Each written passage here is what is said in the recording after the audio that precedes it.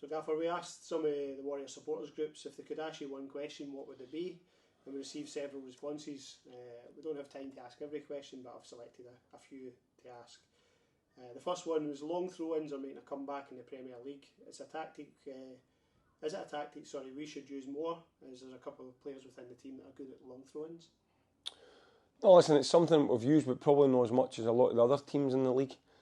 I think there's a couple of reasons about that. You have to maybe look at your personnel.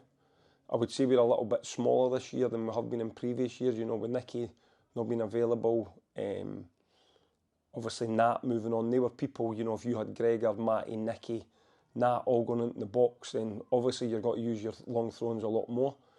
You've also got to try and think about the height of the opposition. So you may bring Gregor and Matty may go on for them, just using them as the two biggest players. They might have four players.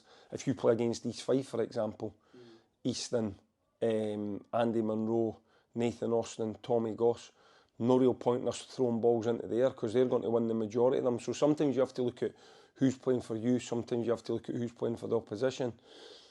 I still generally prefer to try and get the ball down in those sort of areas and get it to feet and get it back and put a cross into the box that way. But it may be something we'll look to use more in the future. Okay, thank you, boss. If Steny were to gain promotion to the Championship, do you think it would be possible to survive the step up? Well, first thing, it's good that the fans are looking at it like that. You know, they certainly weren't looking at the Championship when we came in just under 3 years ago. But listen, that is a long, long way away, and I don't really like answering questions like that.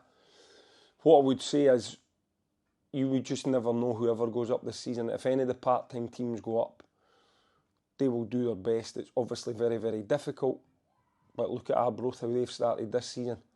They've done terrifically well. I think they're on 12 points for 6 or 7 games or something like that, which is an unbelievable start. And that is what any part-time team that goes up would hope to be able to do.